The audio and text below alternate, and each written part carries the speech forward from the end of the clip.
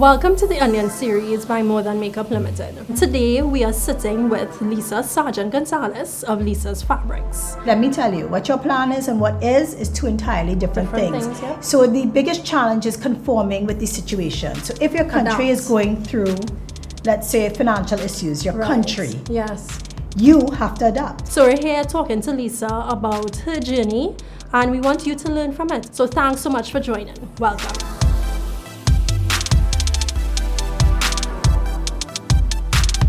We're talking about your brand and your business background. You know, you were in media for so long, for more than 20 years. Yeah.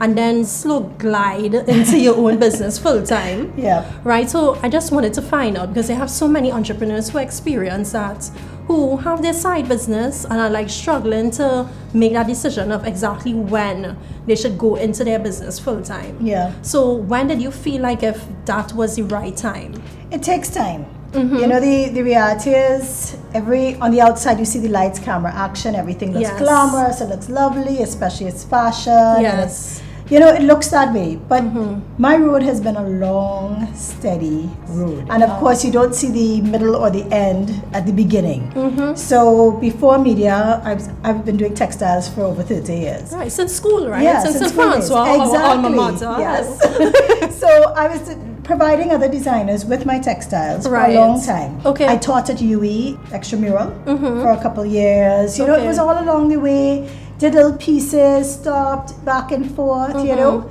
But actually making that transition from media to doing my brand and focusing on it in its entirety, that would have just happened about 5 solid years. And it was scary. It's very scary because you have a fixed salary. You know what to expect every month if you look at it from the financial side. But you're leaving this to go into business saying, I can follow it. It can be intimidating. Yes, yes. But I have to say, I have a very strong support. So my husband was like, you can't fail. And I said, what do you mean you can't fail? He said, you can't fail. Don't worry. He said, you won't fail, but you can't fail. I said, but what if people don't like my work? Because I would wear pieces with my fabric and people would say, oh, I like what you have on. And he would say, so why don't you just start your own line? And I said, no, it's safer. I'm just going to do the artistic side of it. Yeah. And what actually happened to make me get that shove was there was a property opposite my husband's business. Right, I remember the space you were in. Right. And he came to me and said, you know, it's available. Do you want to start this? And I said, no, I'm good. I'm fine. You know? I'm good in my comfort zone. Please, you know, I do a few pieces for people or whatever. And then he came one morning and said, I need to speak to you. I remember that day like it was yesterday. And he said, I paid for next door.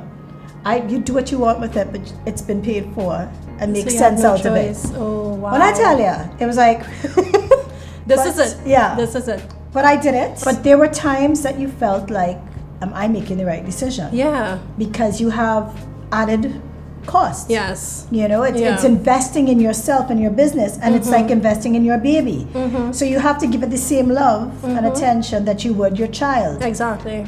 And that's a lot of work. Any parent would know it's a lot of work. And just like a child, you don't know what to expect every day. Even up to this day, you will get an influx of attention and great business. And then there will be some days that you're wondering like, okay, what's going on? You know, you're sitting down there and you're saying, was this a good idea? There are times that you get new stresses that you didn't even foresee. Right. That if you weren't passionate about it, you'd bail out long time. Long time. It's so easy to say, you know what? Let me go back where I get a fixed salary and have none of this stress. Because I work all day, every day. It's a lot of work. So when I come home, I'm cooking dinner and finishing fabric.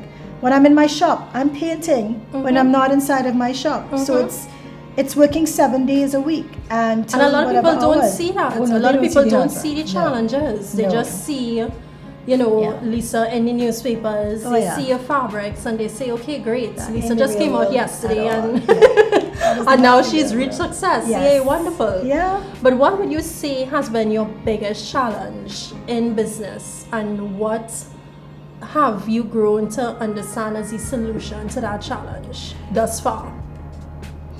There are many challenges. What comes to mind immediately and may change next week or next month or next year, because or as I said, minute. that is exactly that. It's that you don't know what to expect at any given time. So people ask that infamous question, where do you see yourself in the future? I really don't like that question. Because anybody says that, you can have an idea, and I'm not saying don't have goals. Regardless if you're a hairdresser, a textile designer, a doctor, you have to adapt to the situation, the current situation that's around you. How do you stay in business when outer, let's say, entities inflict on your business and you don't have control? So then you have to think out of the box and think hard, because your bills will remain. You still have to go to the grocery. You still have a mortgage. You still have school fees. You still have to eat. You still have to do all the basic things. And that's why passion is so important, because if you're not passionate about it, definitely you're going to run from all of that. That's a scary thing. What I do have to say is we're lucky that we're in a time where you can see the world right in front of you. So anyone who's in any business, my advice is stop thinking you're in a country. We live in a world, not in a country. So start to see how others in other climates, other countries, everywhere, how they deal with their business. It's different because culturally we're different, but you can get a piece of everybody and make sense of you right here. There's somebody in Hong Kong who wants your pieces. Because you do exports now, right? I do. I would be stupid not to.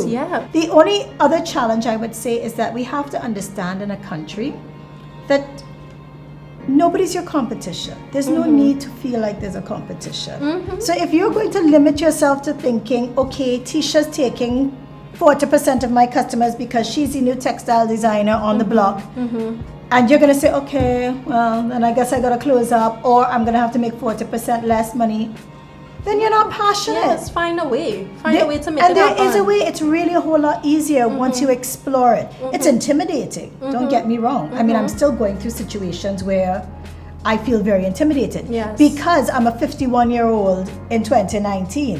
When my time, we didn't even have a landline.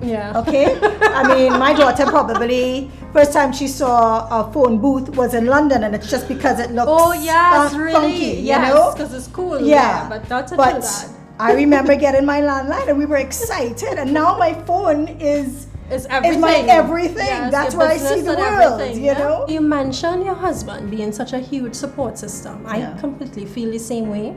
I feel like if my husband is there to say, when I was leaving corporate, he was like, go ahead and organize this. Am I panicking? Do you feel that plays such a huge part in your success as a brand? I would say yes, but I'm afraid to say yes because I don't want somebody who does not have that form of support to think that they can't do it. But I don't want to make people who don't have that be afraid to get into their business. I mean, of course, it's obviously a little bit scary, but you have to find that way in between. But yes, family support is huge. Yes, I can imagine. It is. It makes a big difference. And I see you had in a previous interview that your daughter actually helps you paint as well. On a good day. So let me explain this to you. As I said, we're very close. My daughter and myself are very, very close. And I will tell her she's my partner. We clearly had a last life experience. We're extremely close. So I would have, when I had her, David Rudder gave me this sling to put her in, like those African slings. So she would just hang out there all the time. She could nurse if she wants to, whatever. My hands are free. So I would be painting and my girl in the sling. So it's what she knows. So yeah, she plays a part. So do you see her like taking over the business for you and I ask her and she says no, now it's not her interest. But later on, you never know. You never know. You know, but she respects what I do. And I thought it was very important. I like for her to see what I do. So I just went to Washington to collect an award. Congratulations on that. Thank you. So wonderful. So my husband and daughter there. It's important for her to understand that success does not come. It doesn't come just like a magic wand. And especially as a young woman too, for her to see that you play such a huge role in the household, and you're doing, and it's hard, teachers, and you're balancing all of that. Yeah, so tell us about that. How are you balancing the shop and the career? I like to cook. So I come home and I cook almost every day. And I do everything in the house. I have to give you this joke though. So I do most, well, we all clean the house, but I do mainly it. And my friend says, this is why I don't get help. I said, because I hate the gym.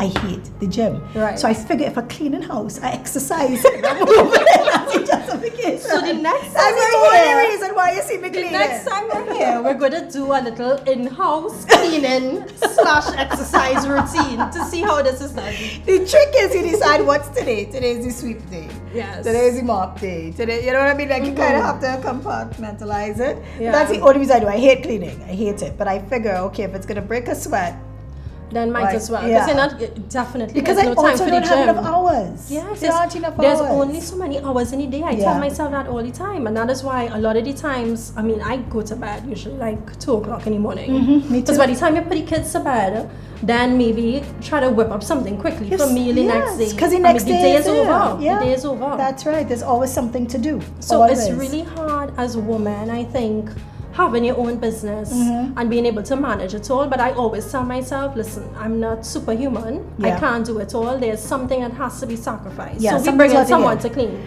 I actually make it that Monday is my day off. Okay. And I would advertise that I'm open Tuesday to Saturday at nauseum, and people still say, you're open today? And it was very difficult to keep it. Because if you don't go in your business, you lose revenue on that day. Right, exactly. And when it's your own business, you have to work. Yeah. But I had to say, no, I deserve a day. Now, mind you, on my day off, I'm going to the grocery, I'm going to the bank, I'm painting. Yes. But it's my day not to feel pressured to do everything. Right. So there are some days I sit down on the couch and I watch Law and Order. Yeah. All day. Because as your self-care, you need to do it. You know. Yeah.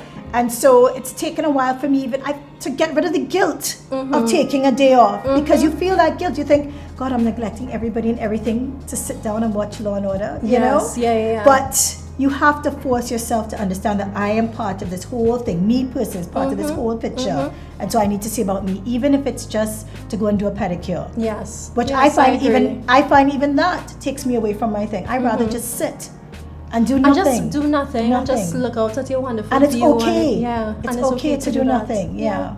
I agree. But thank you so much, Liz. Thank you, Teshea. I really do appreciate you being here and sharing that story, because so many people need to hear that. Yeah. So that they feel inspired, they feel like motivated to do it as well. Yeah. Love up what you do. Treat it like it's your child. Yes. Give it your all. I like that how you said it. Love up what you do. You have to. Love it up. And when it's not working, it's just like when you're a parent and you don't know what to do. Yeah. And you just have to kind of ride that wave. Yes. Ride that wave, and faith is huge. Keep that faith, ride that wave. Because I remember years ago, you know that saying, God doesn't take you where he can't sustain you. Right. And I just let that ring to my ears. I'm here doing this for a reason. There's a point where you have to let go and let God. Let God. And it always falls in place. Trust me. Okay, great. Yeah. Thank you so much. Thank Lisa. you, sweetheart. Bless you. Thank you.